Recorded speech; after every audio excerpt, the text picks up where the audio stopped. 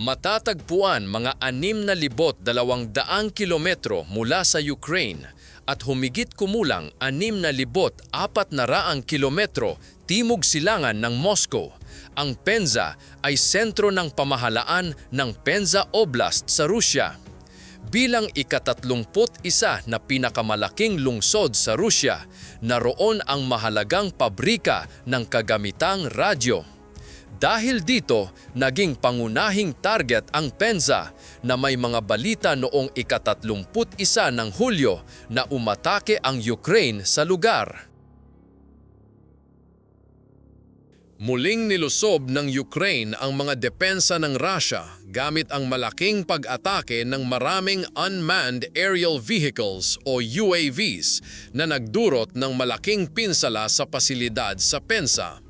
Bumalot ang usok at kaguluhan sa lungsod matapos ang pinakabagong malalim na pag-atake na inilarawan bilang malakas na suntok sa gitna ng imperyo ni Pangulong Vladimir Putin.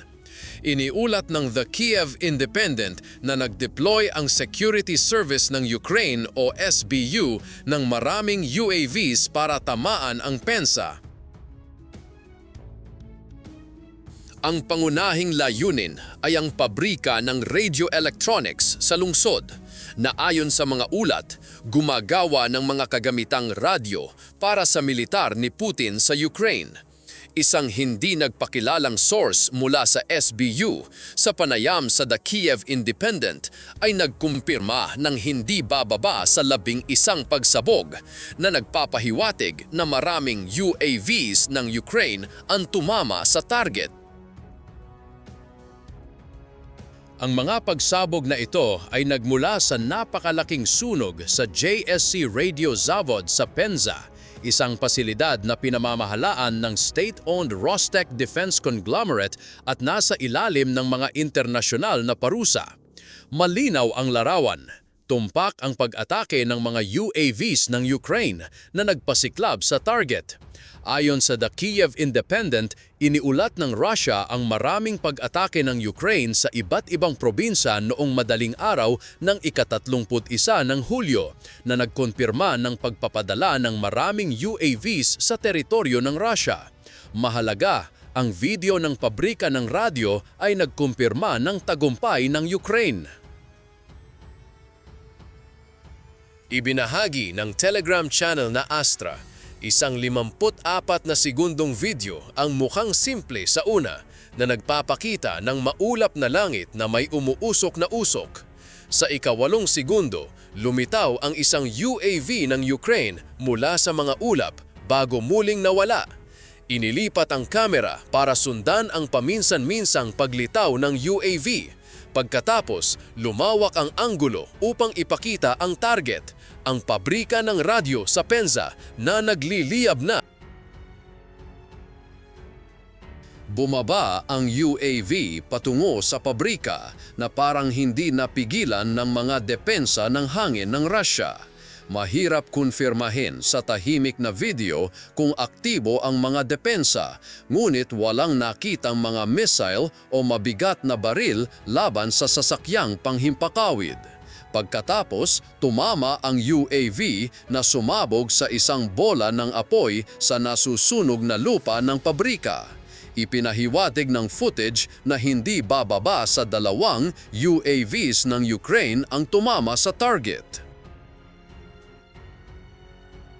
Isang UAV ang lumitaw sa video, habang ang isa pa ay malamang nagdulot ng sunog na nakita sa simula ng clip. Hindi maikakaila ng Russia ang tagumpay ng pag-atake. Isa pang malalim na pag-atake ang isinagawa ng Ukraine sa teritoryo ng Russia. Sinabi ng maikling komento ng Astra na kinumpirma ng mga residente ng Penza ang tagumpay ng mga UAVs ng Ukraine na nag-ulat ng direktang tama sa JSC Radio Zavod. Ang naunang pagsusuri ng Astra sa footage ng sunog sa Penza ay nagkumpirma na ang pag-atake ng UAV ay nagpasiklab sa mga lugar sa paligid ng 2 lokal na pabrika, kabilang ang JSC Radio Zavod. Nagbigay ng karagdagang detalye ang hindi nagpakilalang source ng The Kiev Independent na nagsabing ang planta sa Penza ay gumagawa ng maraming automated combat control systems para sa iba't ibang sangay ng militar ng Russia, mula sa artilerya hanggang sa hukbong panghimkapawid. Sa madaling salita, sinusuportahan nito ang halos lahat ng operasyon ng militar ng Russia, kaya't ang pagkagambala dito ay isang pangunahing layunin. Ayon sa mga unang ulat, ang pag-atake ay nag-target sa mga bagong pasilidad ng produksyon ng planta at mga bodega ng imbaka ng mga sangkap, ayon sa source ng SBU. Maaaring napilaya ng Ukraine ang kakayahan ng planta na gumawa ng kagamitang radyo at komunikasyon habang sinisira ang mga inventaryo ng sangkap. Ang dobleng dagok na ito ay nagpagulat sa rehimen ni Putin. Gayunpaman, binawasan ng Russia ang epekto ng mapangwasak na pag-atake. Si Gobernador Oleg Melnichenko ng Penza Oblast ay nagbigay ng konting detalye sa una na sinabi lamang na pinapatay ang sunog sa planta, ngunit kalaunan ay inamin na may mga problema. Sinipin ng Euromaidan Press si Melnichenko na nagsabing walang nasawi o pinsalang naganap, taning isang sunog sa isang industrial na lugar ang kinokontrol. Ipinapakita nito ang karaniwang diskarte ng Rusya na pagtanggi. Ang pag-aangkin ni Melnichenko na walang pinsala ay dumating kahit na puno ng mga video ang mga Telegram channel ng Rusya tulad ng kay Astra na nagpapatunay ng kabaligtaran. Ang kanyang pahayag ay malinaw na magkasalungat. Paano magkakaroon ng walang pinsala kung may nagliliyab na sunog sa planta ng Penza? Mukhang katawa-tawa ang pag-aangkin, ngunit para kay Putin, ang prioridad ay ang pagtanggi upang bawasan ang tagumpay ng Ukraine. Hindi tulad ng mga dating insidente, hindi sinisi ng Russia ang mga labi ng UAV. Sa halip, kumilos sila na parang minor na sunog lamang ang issue. Ang video ng Astra at ang source ng SBU ay nagpapakita ng katotohanan. Ang planta ng Penza ay malubhang tinamaan ng hindi bababa sa 2 UAVs ng Ukraine. Bakit ito mahalaga? Ang pasilidad sa Penza ay gumagawa ng maraming kagamitang radyo at elektroniko para sa militar ng Russia. Ang opisyal na website ng planta, kahit hindi maayos na napapanatili at may mga sirang link, ay nagsasabing ang JSC Radio Zavod ay mahalaga sa industrial, ekonomiko at sosyal na buhay ng Penza. Ipinagmamalaki nito ang malawak na internasyonal na kooperasyong teknikal-militar na may mga espesyal na kagamitan na hinintay at ginagamit sa mahigit 20 bansa. Malinaw na mahalagang pasilidad ito. Ang paggawa para sa mahigit 20 bansa ay nagpapakita ng kahalagahan nito.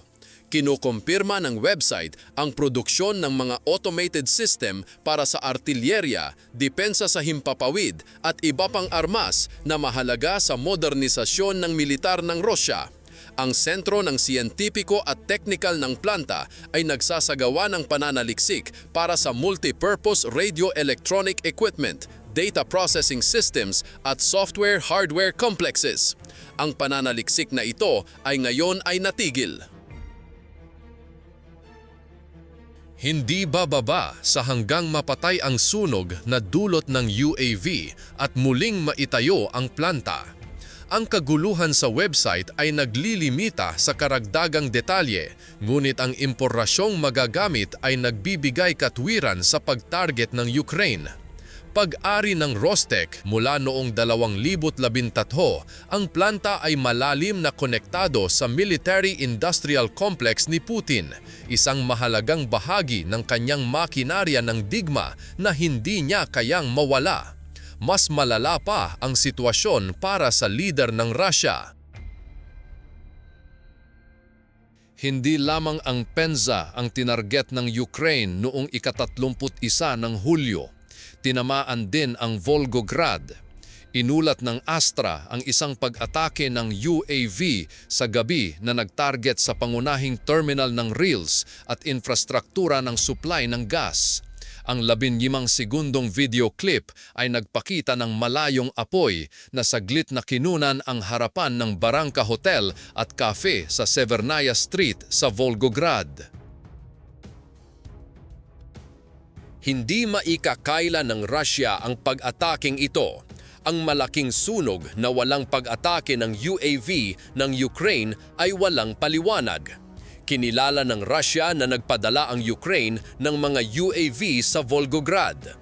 Binawasan ni Gobernador Andrei Bocharov ang epekto ng pag-atake na sinabing napigilan ng depensa sa himpapawid ng Russia ang malawakang pag-atake ng UAV sa mga target ng transportasyon at enerhiya na walang nasawi.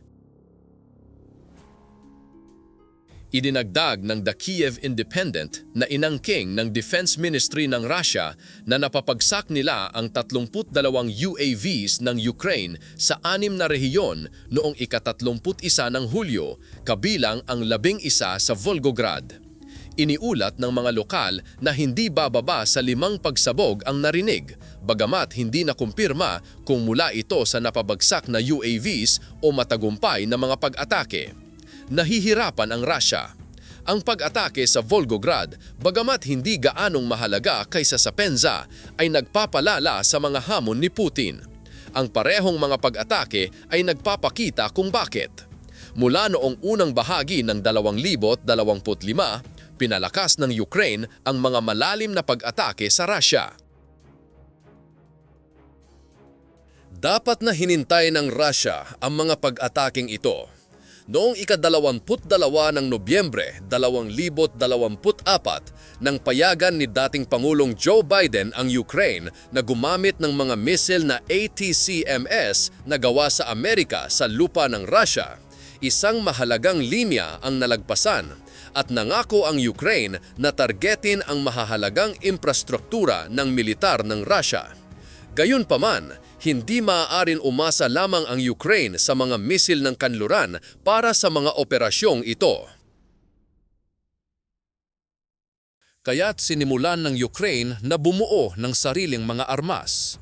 Noong ika-24 ng Disyembre 2024, iniulat ng Atlantic Council na gumagawa ang Ukraine ng malawak na arsenal ng malalim na pag-atake, kabilang ang isang bagong missile drone na tinatawag na Peklo, impyerno sa Ukranyenya, na may kakayahang umabot sa 7,000 at 2 kilometro bawat oras sa layo na 6,200 kilometro.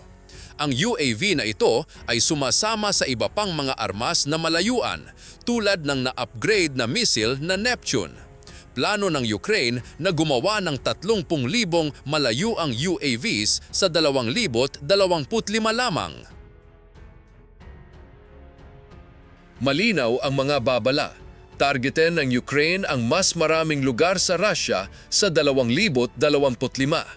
Noong Pebrero, napansin ang Euromaidan Press ang madalas na malayuang pag-atake sa mga base militar ng Russia, mga pabrika ng armas, mga pasilidad ng langis at mga katulad na target.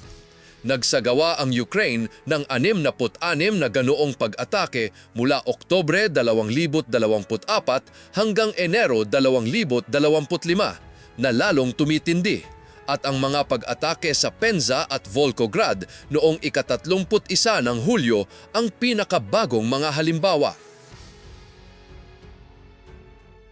Naniniwala ang Ukraine na epektibo ang estratehiyang ito. Noong ika-27 ng Hunyo, sinipi ng United 24 Media si Defense Minister Rostem Umerov na nagsabing nagbuo ang Ukraine ng sistematikong plano ng malayungang operasyon noong nakaraang taon na kinontrata ang 10,000 malayungang UAVs. Pinayagan nito ang regular na tumpak na pag-atake sa mga critical na target ng kalaban. 2 linggo bago, nagpasya ang Ukraine na paramihin ang mga operasyong ito, dagdag ni Umerov. Malinaw ang mensahe. Malakas na hinintay ng Ukraine ang Russia sa mga malayuang pag-atake at naghahanda ng mas malalakas na dagok. Bakit? May nagsasabing dapat tumutok ang Ukraine sa pagdepensa sa sariling teritoryo, ngulit hindi nito napapansin kung paano ginagamit ng malalim na pag-atake ang mga kahinaan ng Russia na nagdudulot ng malaking sakit lampas sa pagsira ng mga pasilidad tulad ng pensa. Ang malawak na sukat ng Russia, humigit kumulang 175,000 kilometro kwadrado, ay isang pangunahing kahinaan. Bagamat pinagmumulan ng pambansang pagmamalaki, ito ay nagpapahirap sa depensa. Ang artikulo ng United 24 noong Hunyo ni Ivan Kamenko ay sinipi ang dating Ukrainian Deputy Chief of Staff na si Igor Romanenko na napansin ang mga hamon sa logistic at depensa ng Russia dahil sa sukat nito. Inulat ni Kamayenko na sinabi ni Romanenko na ang laki ng Russia ay nagbibigay ng maraming pagkakataon sa pag-atake. Ginagamit ng Ukraine ang pananaw na kung gaano sila kalaki, ganoon din kahirap ang kanilang pagbagsak. Ang pagwawalang bahala sa mga pagkakataon tulad ng pensa ay magiging katangahan. May mga armas ang Ukraine, may pahintulot mula sa kanluran at may kumpiyansa na hindi na lalo pang mag-escalate si Putin na sinasamantala ang mga kahinaan ng teritoryo ng Russia. Ang mga matagumpay na pag-ataking ito ay naglilimita rin sa kakayahan ng Russia na magbigay ng supply, mag-ugnay o suportahan ng kanilang mga puwersa sa Ukraine na binabawasan ang kanilang kapasidad na sakupin ang mas maraming teritoryo ng Ukraine. Makabuluhang bumagal ang mga nadagdag na teritoryo ng Russia sa 2025 kasabay ng pinalakas na estratehiya ng malaliman na pag-atake ng Ukraine. Napansin ng Center for Strategic and International Studies (CSIS) noong Hunyo na natigil ang kampanya sa lupa ng Russia na napuha lamang ang limitadong teritoryo habang nawawala ang malaking kagamitan at tauhan. Ang pagsulong ng Russia ay gumapang sa 50 metro araw-araw sa mga pinagtatalunang lugar tulad ng Kharkiv. Iniulat ng CSIS na nakuha lamang ng Russia ang 1% ng teritoryo ng Ukraine mula Enero 2024 hanggang Hunyo 2025. Iniulat ng Russia Matters noong ika-22 ng Hulyo na nakuha ng Russia ang 20% na mas maraming teritoryo noong Hulyo kaysa sa nakaraang buwan. Gayunpaman, ito ay 2,034 na kilometro kwadrado lamang, isang maliit na bahagi sa gitna ng malawakang opensiba ng tag-init ni Putin. Noong Hulyo, muling bumagal ang mga nadagdag na may 18 kilometro kwadrado lamang ang nakuha sa unang linggo, ang pinakamababa mula noong huling bahagi ng Abril. Ang pag-atake sa pensa ay nakakagambala sa mga puwersa ni Putin sa pamamagitan ng pagpapahinto sa produksyon ng artilerya at mga sistema ng armas na umaasa sa mga automated system ng pensa. Mas kaunting sistema ang nakakarating sa harapan na nagpapahina sa bisa ng Russia, tumutulong sa depensa ng Ukraine at binabawasan ang mga pagkalugi sa teritoryo. Ang bawat matagumpay na malalim na pag-atake ay nagpapalala sa mga hamon ng Russia. Isa pang dahilan para sa pagtutok ng Ukraine sa malalim na pag-atake sa 2025 ay upang gawing mahina ang imahe ni Putin. Ang kanyang pamumuno ay umaasa sa imahe ng isang malakas na lider bilang tagapangalaga ng Russia. Itinampok ito ng The Conversation noong Agosto 2024 matapos ang matagumpay na kontraopensiba ng Ukraine sa Kursk na minarkahan ang unang pananakop ng kaaway sa lupa ng Russia mula noong ikalawang digmaang pandaigdig. Ito ay nagpapababa ng danggal kay Putin na hinamon ang kanyang salaysay sa digmaan at nagdulot ng panganib sa persepsyon ng kahinaan. Napansin ng The Conversation na ito ang pinakamalubhang banta sa kanyang kwento mula noong simula ng pagsalakay. Ang kahinaan ay nagpapababa sa kanyang pamumuno dahil may mga nagsasabing malapit na siya sa puntong iyon. Inilarawan ng Johns Hopkins si Putin bilang malakas ngunit mahina, napakalalim na nakaugat upang maalis ngunit masyadong hindi epektibo upang mamahalan ng maayos. Ang mga malalim na pag-atake ay nagbibigay diin sa kanyang kawalan ng kakayahan na protektahan ang Russia, ang kanilang pinakamahalagang epekto. Ang mga pag-atake sa Penza at Volgograd noong ika-31 ng Hulyo kasama ang iba pa sa 2025 ay nagdadala ng digmaan ni Putin sa mga Ruso. Hindi kayang protektahan ni Putin ang kanyang mga tao nang walang katapusan. Habang humihina ang kanyang kontrol, mas maraming Ruso ang maaaring tumalikod sa kanya. Sa nagliliyab na Penza, mas lumalapit ang Ukraine sa pagpapabagsak kay Putin.